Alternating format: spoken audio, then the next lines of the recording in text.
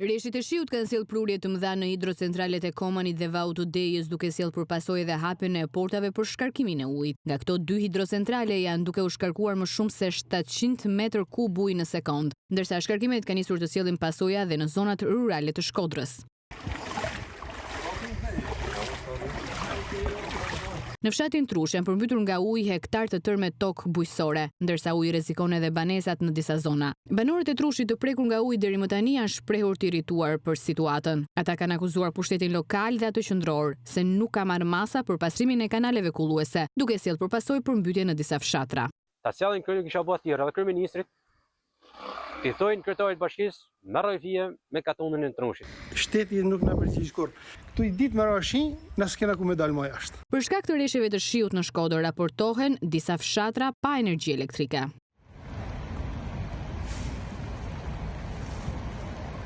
Edhe në qarkun e Lezhës, rreshjet e shiut kanë shkaktuar përmbytje masive në disa lagje të qytetit, por edhe në akse rrugore dhe zona rurale. Vështirësia janë evidentuar në lagjen 11 Janari, ku rrugët janë mbuluar pjesërisht nga uji i rreshjeve. Ndikim të drejtë për drejtë ka pasur edhe në institucionet arsimore, pasi obori i shkollës 9 vjeçare Kosova dhe Gjergj Fishta kanë qenë të pakalueshme ndërsa është shpezulluar procesi mësimor.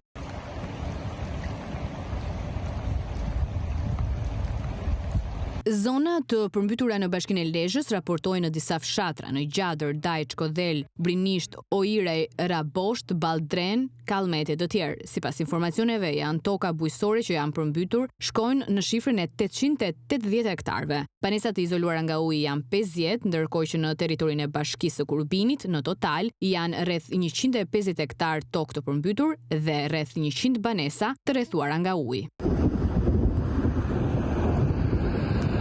Vendorën shtetim ne, kush dhe me menu për ne, se këto vetëm pleshko. Kanalet e mëdha kanë hapur, kanalet e dyta, treta, s'ka vu kush dorë nda.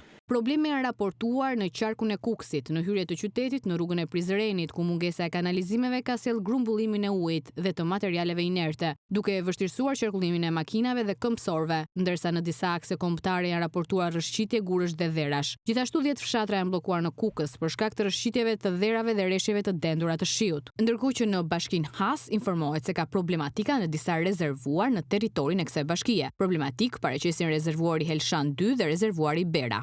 Janë bllokuar akset. Rruga e fshatit Tjerdin, njësi administrative Ujmisht, rruga që lidh lagjen Haravel me fshatin Lusën, rruga e fshatrave Lojmë dhe Orçikël, njësi administrative Zapod, rruga e fshatrave Borje, njësi administrative Shishtavec. Gjithashtu janë evidentuar dëmtime në rrugë në njësinë administrative Malzi, Kolsh, Surroj, Zapod, Shishtavec dhe Topojan. Situatë problematike me toka në ujë, por edhe stalla të përmbytura dhe rrugë me inerte paraqitet edhe në Kruj dhe në Fushkruj, në Gramës, Sukthiri. Në zonën e Thumanës, bashkia Kruj, tokat janë të përmbytura duke shkaktuar dëme të mëdha në bujqësi, teksa banorët shprehen se mungesa e kanaleve kulluese ka shkaktuar përmbytje. Toka në ujë me dëme të mëdha janë edhe në Bilaj, Murqin të Fushkrujës.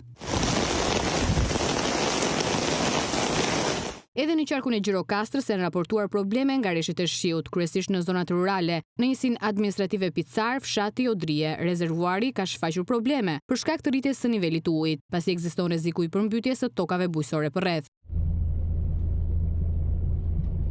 Në Tepelen në orët e para të mëngjesit janë shfaqur problematika në aksin rrugor Tepelen-Gjirokastër në vendin e quajtur Shkalla e Zezë për shkak të rënies së inerteve nga shpatet malore, ndërsa gjatë ditës rruga ka pasur bllokime të herpashershme për shkak të rrëshqitjeve. Probleme janë raportuar edhe në qarqe të tjera të vendit, kryesisht për mungesë të energjisë elektrike.